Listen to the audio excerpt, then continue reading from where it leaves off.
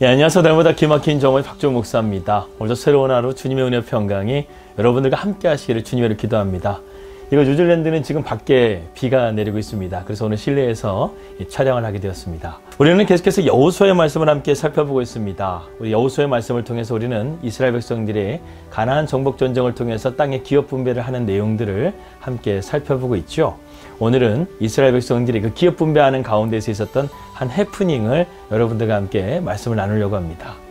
여러분, 1600년도의 중반에 살았던 윌리엄 펜이라는 사람이 있었습니다. 당시 미국은 서부 개척 시대였기 때문에 아직 인디언들이 그 땅을 많이 지배하고 있었습니다. 그런데 윌리엄 펜은 인디언들과 좋은 관계를 맺고 있었죠.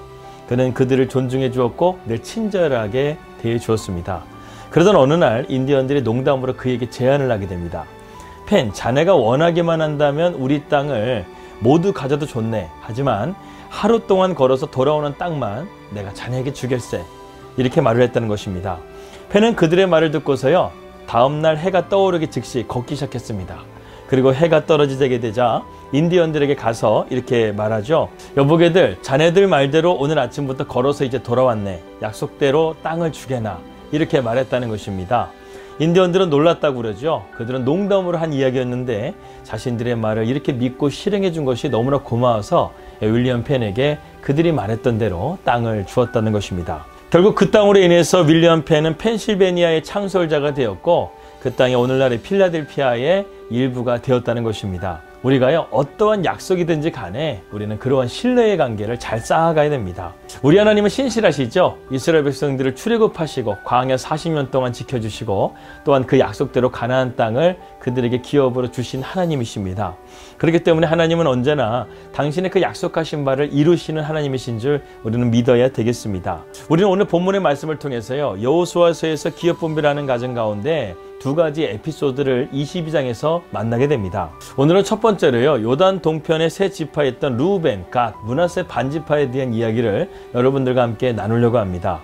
우리는 앞서 요단 동편에서 루벤, 갓, 므낫세 반지파가 이 땅을 그 땅 가운데 분배받은 것을 살펴보았습니다. 그런 가운데서 모세가 그들에게 약조하기를 강력하게 요청하게 되죠. 가나안 정복 전쟁이 끝나기 전까지 너희들은 고향으로 돌아갈 수 없고 그 전쟁에 함께 동참할 때에만 이 동편에 있는 땅이 너희들의 땅이 된다고 그렇게 약조를 하게 되었습니다.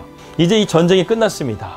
여호수아는 모세 시대의 그 약속대로 그 지파들을 고향으로 돌려보내는 내용을 오늘 1절에서 9절의 말씀 속에 나누고 있습니다. 여기서 우리는 두 가지의 교훈을 배우게 됩니다.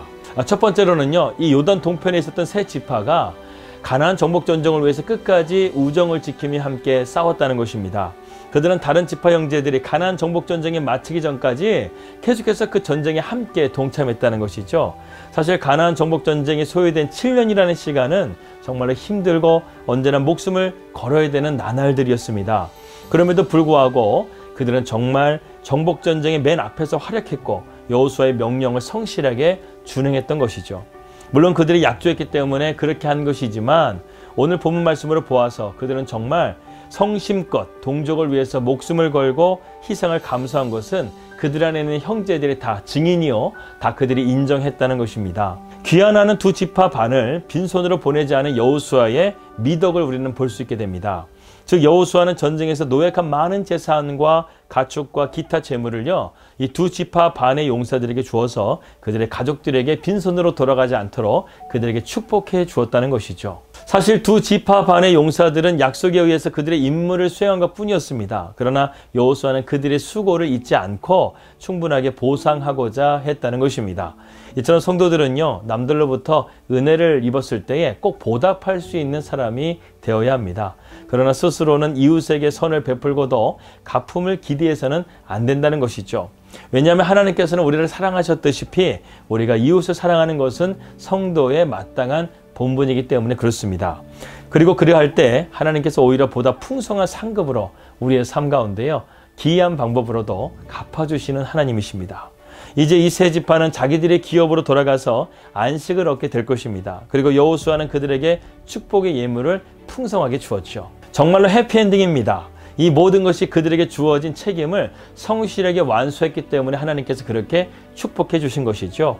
즉 그들은 모세와의 약속대로 가나안 정복 전쟁에서의 선봉에 서서 열심히 싸웠고 자기들의 책임을 다함을 통해서 이렇게 떳떳하고 당당하게 고향으로 돌아갈 수가 있게 된 것입니다.